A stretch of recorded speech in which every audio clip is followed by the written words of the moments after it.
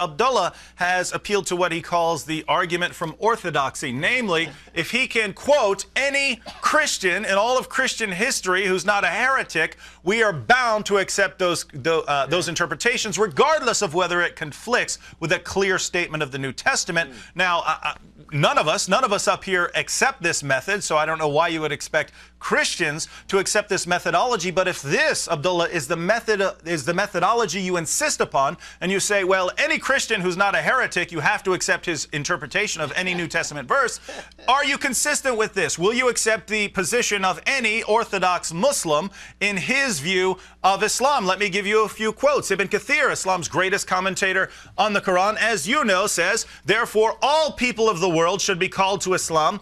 If any one of them refuses to do so, or refuses to pay the jizya, they should be fought till they are killed. Ibn Taymiyyah certainly is not a heretic, says, whoever has heard the summons of the messenger of God and has not responded to it must be fought. He's not a heretic. The Hanafi jurist Shaybani says that Muslims are to combat those who disbelieve in God. He's not a heretic. Sheikh Burhanuddin Ali, not a heretic, says the destruction of the sword is incurred by infidels, although they be not the first aggressors. So even if they haven't shown any aggression towards you, by being infidels, they incur the sword. This is not an infidel. According to Averroes, the medieval master of Islamic law, he says that scholars agree that all polytheists should be fought. The Maliki jurist Ibn Khaldun says that in the Muslim community, the holy war is a religious duty because of the universalism of the Muslim mission and the obligation to convert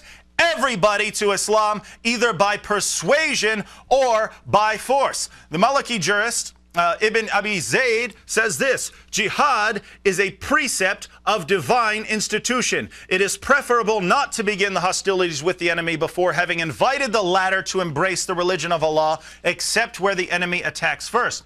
They have the alternative of converting to Islam or paying the poll tax, short of which war will be declared against them. So here you have Orthodox Muslims saying that Muslims are supposed to be fighting everyone and that they are to do it in order to spread Islam. Do you respect and agree with the words of all of these men? If you're consistent, you have to. If you reject anything any of these men have said, you have violated your own principle, which you are trying to force upon us. Go ahead. Well, David, it's good to hear your voice again. I haven't chatted to you since July and so on. We have to also discuss the other matter concerning the websites, I think. But anyway, back to the point. Yes, go ahead. To the point. Well, firstly, I'm not bringing only one Christian scholar. And I didn't bring you one Muslim scholar, but go ahead. All right, fine. We're talking John Calvin here, Thomas Aquinas. I'm not even a Calvinist. And Augustine. Abdullah, did you hear his question? Because you're running again, which is typical of your kind. Did you hear his question? I'm getting to it. Okay, please get to it, because none of these sources, you probably didn't understand, David. Let me walk you through it. We do not appeal to them as infallible authorities, Abdullah. See, I can talk over you. We do not appeal to them as infallible authorities. We recognize exegetes can be mistaken. This is why we said, prove it from the contextual data that you misquoted from. And I was expecting better argumentation from you, but if this is your argumentation, please, when you come to America, you and I definitely got a debate. Now, answer his question. Since you're imposing that on us, do you accept it and admit that you need to be fighting and subjugating everyone? Answer the question, Abdullah. Please stop running. Okay, that's a bit of a lawyer's question because you're framing it. We use your frame. The quotes which he uses, the quotes which he uses, I agree on, but not the kind of way you spin it. So you spin it. The quotes have a meaning, and that meaning... Well, the quotes have a meaning, but Luke 14 didn't. Not the way you Very spin consistent. Go ahead. So, wait, you would agree, you're saying you agree with the quotes and not the way I'm interpreting it. Just tell me how you would interpret this statement.